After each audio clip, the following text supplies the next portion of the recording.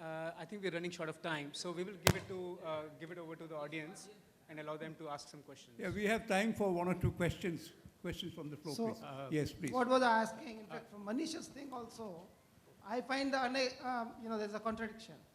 You initially suggested what is the gap and for how long we need to fund it. And then you are asking FIT for 15, 20 years. No, I said we could fund it, not for how long. We could fund it. No, but 4 years we can fund government. That's what I'm saying. Rather than asking industry as a whole, especially wind, asking FIT for 15 years, why don't you ask the government to provide that policy framework to make that cheaper capital available for those 3, 4, 5 years? And then bring in that competitiveness in the market, which removes those inefficiencies and bring down the power cost so that it becomes affordable. Should anybody want to respond? Yes. Yeah, I agree with you, sir. No, let us, you see, in a similar, who? Sir, I think we already raised this issue with Ministry of Commerce that, why don't we adopt something like a FINAME code, something like FINAME code which is there in Brazil, where you have a local content. Because of the local content, you get an interest subvention, which is there in Brazil. Now, that's for the central government to finally decide. On the meantime, at a state level, for example, as Maharashtra is concerned, the government has a prerogative to give a choice to use 62 or 63. It's not compulsory. Now, suppose Mr. Fadnavis decides that we're going to put a manufacturing unit of solar in Maharashtra. Fine, please come ahead. I will enter into 62 with you, a firm PPA. But if you're not coming in making Maharashtra, we'll go for 63. It's a pure state government's prerogative to decide because he has a larger perspective. Because the state benefits by getting manufacturing, capital goods manufactured in the state. That's a perspective, a political perspective, sir. There is a catch in this, that's what I'm saying. In case what you're saying, if they decide giving FIT, then the state doesn't pay, people have to pay. And then that's where the discoms come in picture. So you are in one way transferring that state responsibility to individuals. At the end of the day, I want to share on the same issue. This question was asked when Mr. Piyush Goyal was there, and he has categorically said that just forget FIT. There is no question. The government has tested the blood, and in any case, it is in the interest of the country. So competitive bidding is here to stay. So let us face the fact as industry people also. Any more questions, please? Yeah, please. Two short points. I'm R.N. Parashar, retired IAS officer and former regulator. We have to factor in technological changes before we really conclude that it's such a difficult task.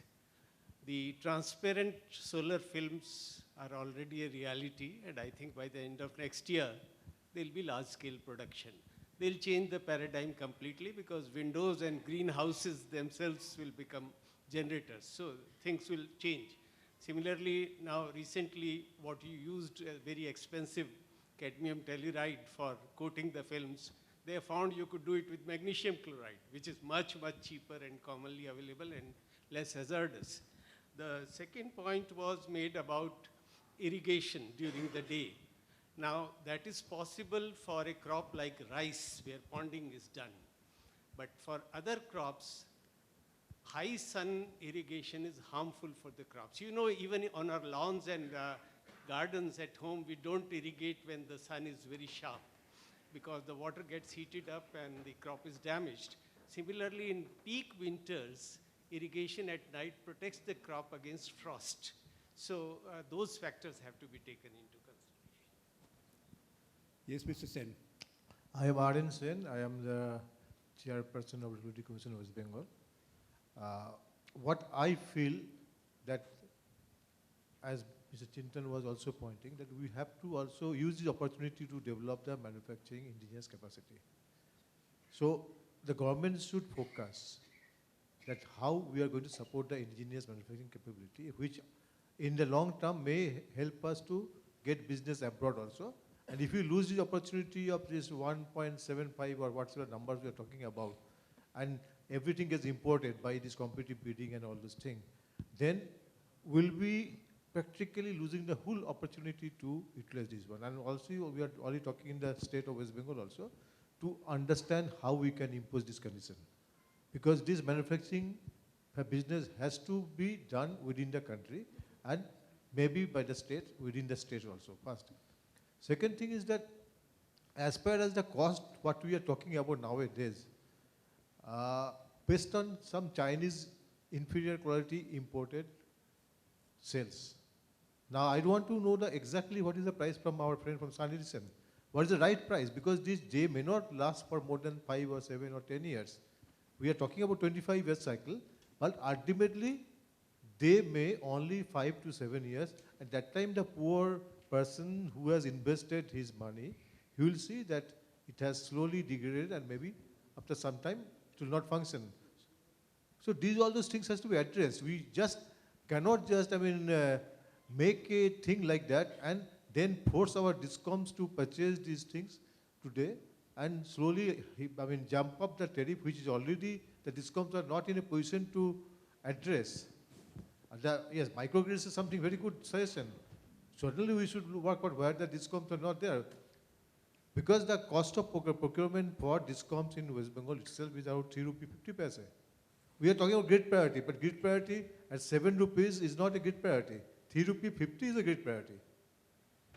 So we have to understand all those numbers, and then we are all in favor of this solar or wind or all those renewable energy, because that gives us a lot many other benefits, energy security in long run, our clean environment, all those things happening. But can we not sit down for 5-10 minutes and really relook whatever decision we have taken, understand what is the implication in long term, and work out that it really benefits the country, the sector, and the people around.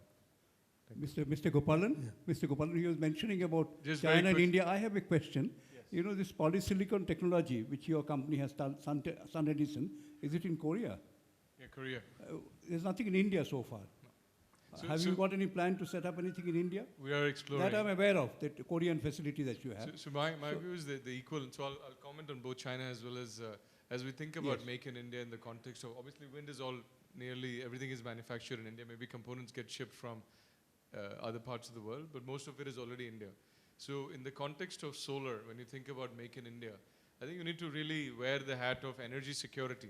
You know, what is really required, because if 100, 200 gigawatts of solar is going to get built in India in the next 15 years, we need to think about energy security, outflow of dollars and all of that. And there you really, I think the only answer is you have to have large-scale polysilicon manufacturing in India, because it's possible.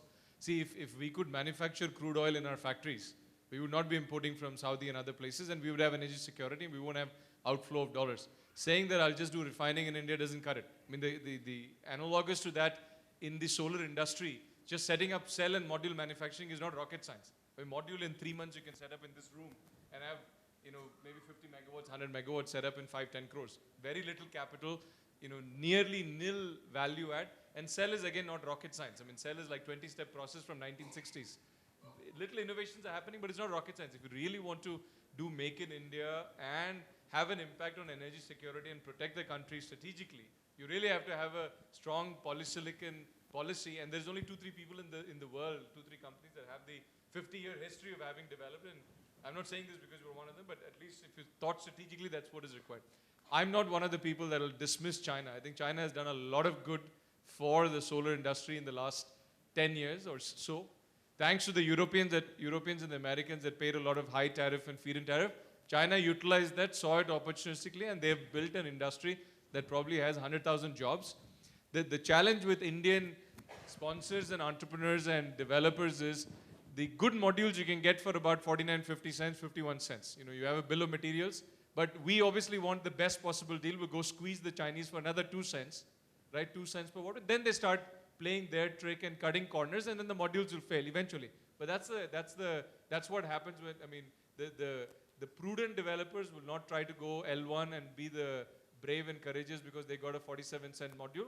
But the ones that probably are short-term, either because they look at somehow they have a mechanism of taking their money out shorter term, they'll try and get that 2-3 cent benefit and will go to the second and third and the fourth tier Chinese and will pay a price. There's no way around it.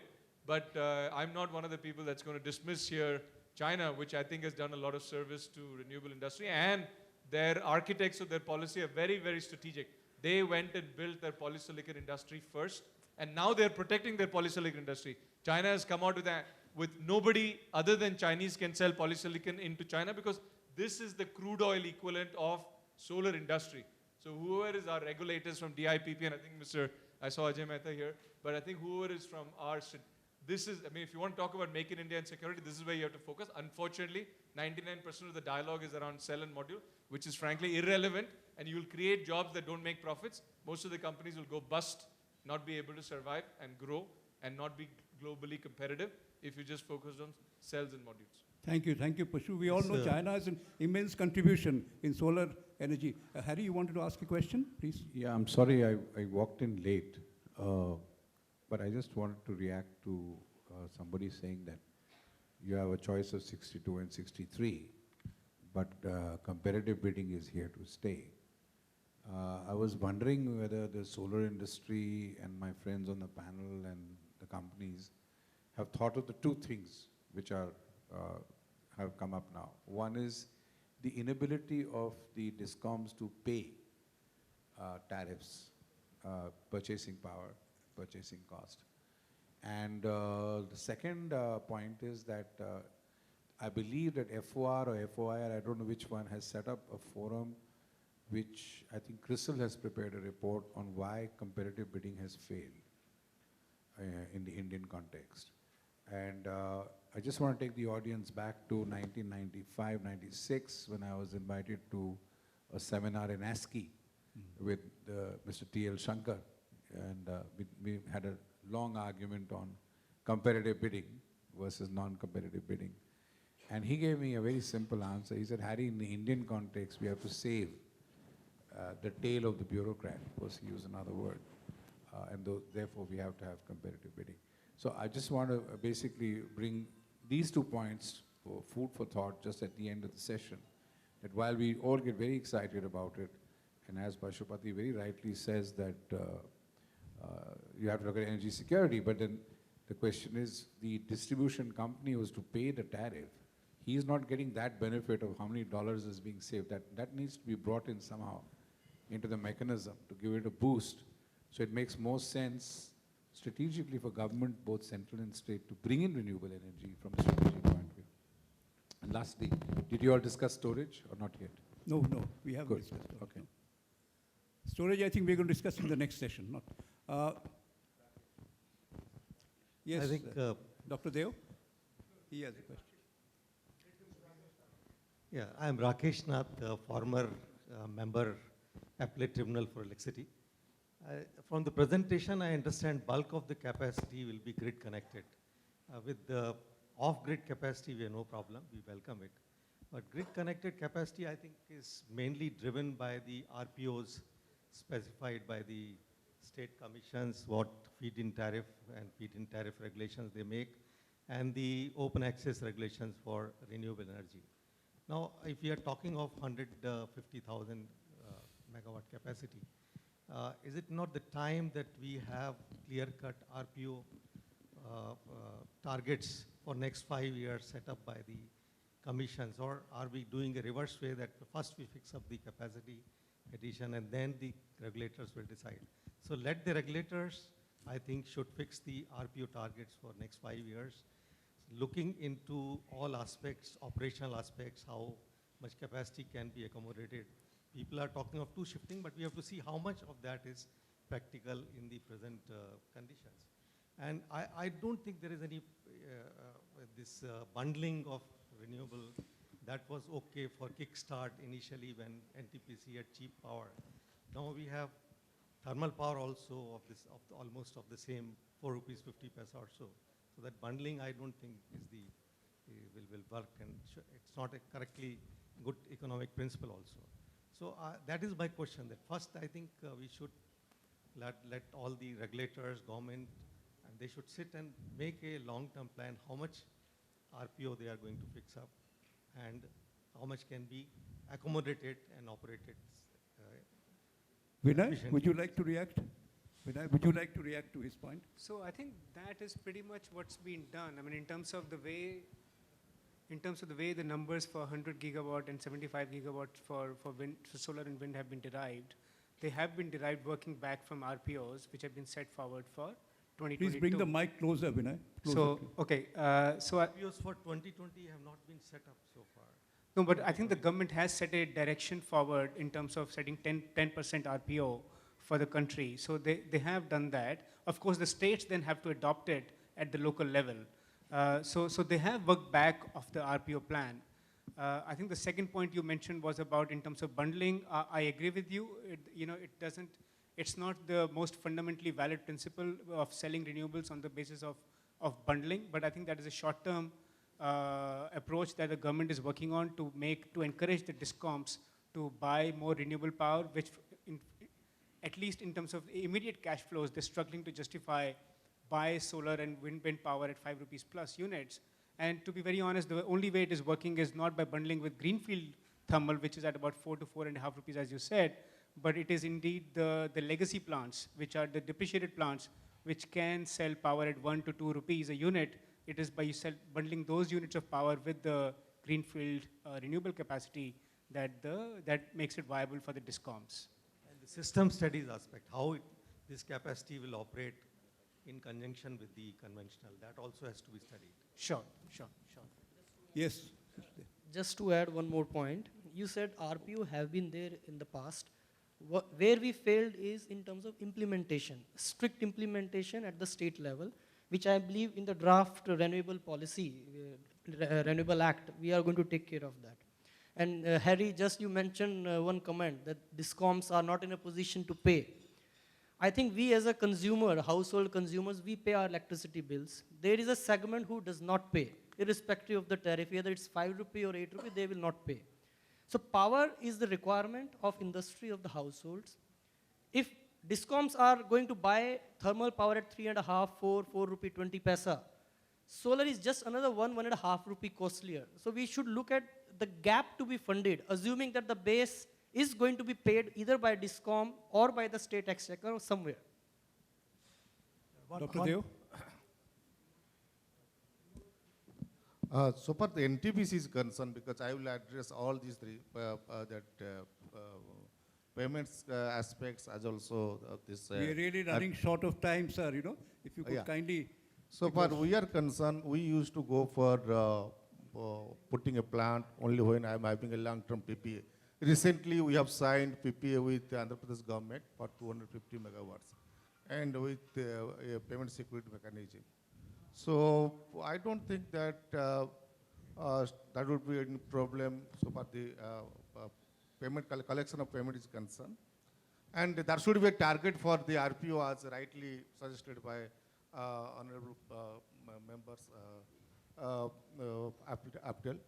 Because if I do not project my RPO targets and simply we add capacity, perhaps the entire plan will fail. And government is coming out, as you said, that with this 8% RPO, and also they are thinking to have RGO, renewable generation obligations. So that will also, they are thinking that put 5%, as I showed in my presentation, for the coal-based and lignite-based generations. Thank you. Dr. Pramod Deo, please. I think that's the last question. One thing about, you mentioned about this telecom towers, there is really no regulatory hurdle. It can easily be done because the distribution franchisee can be any private entrepreneur or a company who can take that responsibility. And in that case, the tariff will be whatever is the tariff determined by the state regulator for that. So if you have a model where you don't require any subsidy, or even if you were to require any subsidy, it can be worked out. Now, as far as the RPO is concerned, in the FOR we had done this exercise. We had taken that 5% RPO in 2010, and up to 2017, what is the impact? So we had added 1% every year. That means we are looking at 12% RPO in 2017. That was the 12th plan. And it showed that the retail tariff will increase by 1.5 paisa. And a state like Delhi, which had a 0 RPO, in that case of for Delhi to catch up from 0 to this percentage, tariff will go up by 4.5 paisa. So what happens is that unless you can do this, and today I think the real problem is in the state regulatory commission, this exercise has not been done.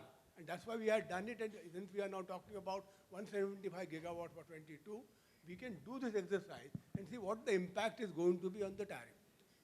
Because let's not get confused with the megawatt. Let's talk of the MU. And based on that, if you work out, you will find, because you have to also see how the conventional tariff is also going to increase. Now, if you were to do that, then you will find that it is not such a problem. On the other hand, your renewable prices are going to come down. So I will suggest that this exercise should be done. It has not been done. Because the moderator, you are far removed from reality. Because what has happened is that the states have not been taken into confidence. We have talked about all these targets. Unless the Prime Minister sits with Chief Minister and works out this, it's not going to happen. I think the panel agrees with you, sir. We are fully in agreement with what you just said. I don't think it needs any answer. You said you correctly hit the point, and we all agree with you, sir, with the permission of the panel. I think our test buds needs excitement, you know. Yes, that's right. But yes. we are 1 hour behind schedule, so may you keep your test buds happy with maybe 40 minutes, half an hour to 40 minutes, so we can come back here at 2:40. We are supposed to be back here at 2 o'clock. We have another 3 sessions to follow, 3 very exciting sessions. Now let us excite our test buds. Now, may I just very request you- quickly thank all the panel Yes, members please, for their please, contribution. please. Thank you so much for a very thank lively all discussion. the panel members. Please join me in giving a big round of applause.